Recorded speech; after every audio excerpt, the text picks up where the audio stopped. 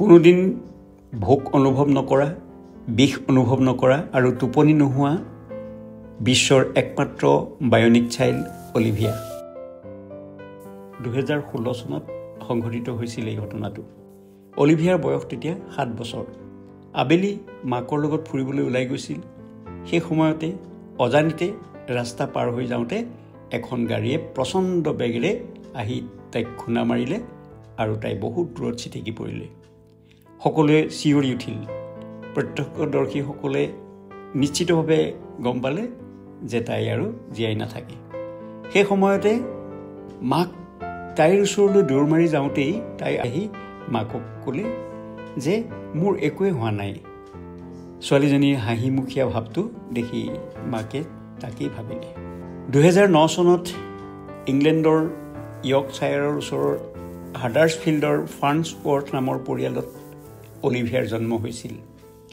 Read, তেওঁৰ পত্নী নিকি আৰু তেওঁলোকৰ 5টা সন্তানৰ এটা সাধাৰণ মধ্যবিত্তীয় ব্ৰিটিছ পৰিয়াল। অলিভিয়া বিশ্বৰ ভিতৰতে অনন্য।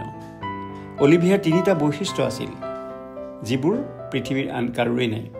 যিবোৰ কাণ্ডই সেইবোৰৰ ভিতৰত কণমানি অলিভিয়াই দিনৰ পিছত দিন নোখোৱাকৈ থাকিব পাৰিছিল। যিমানেই ডাঙৰ আঘাত নাপাওক কিয় অলিভিয়াই কেতিয়াও বিষ অনুভৱ কৰা নাছিল। ফুল কুমলীয়া অলিভিয়া ফাৰ্ণছৱৰ্থ পৰিয়ালৰ দ্বিতীয় কন্যা। জন্মৰ কেইমাহমানৰ ভিতৰতে কন্যা অলিভিয়াৰ এই আচৰণত পিতৃ মাতৃ আতংকিত হৈ পৰিল। দৌৰি গ'ল ডাক্তৰৰ ওচৰলৈ। তেওঁলোকে ডাক্তৰক ক'লে যে তেওঁলোকৰ ছোৱালী অলিভিয়াই ভোক লাগিলেও নাকান্দে, গোটেই দিন ৰাতি টোপনি নাহে, আঘাত পালেও কান্দিব নোৱাৰে। ডাক্তৰে হাঁহি মাৰি আশ্বস্ত কৰিলে যে সেয়া স্বাভাৱিক, কোনো চিন্তাৰ কাৰণ নাই।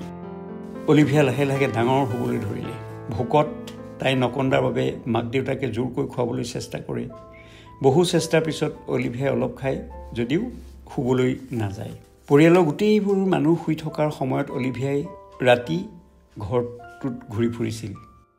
চিকিৎসকসকলে গৱেষণা কৰাৰ পাছত অলিভিয়াৰ এটা জটিল গাঁথনিগত বিসংগতি দেখা পালে। এবছৰ বয়সতো অলিভিয়াৰ কোনো পৰিৱৰ্তন নহ'ল। DNA পৰীক্ষা কৰা হ'ল।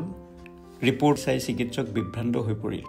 কিছুদিনৰ পাছত চিকিৎসকে অলিভিয়াৰ পিতৃ মাতৃক জনালে যে অলিভিয়া ক্ৰম'জম 6p ডিলেশ্যন নামৰ এটি জটিল গাঁথনিগত বিসংগতিত ভুগিছে। চিকিৎসকে অলিভিয়াৰ মাক দেউতাকক কয় যে এই ৰোগৰ কোনো নিৰাময় নাই। অলিভিয়াক বচাবলৈ মাজে মাজে তাইক খুৱাব লাগিব, কিন্তু টোপনিৰ বাবে একো কৰিব নোৱাৰে।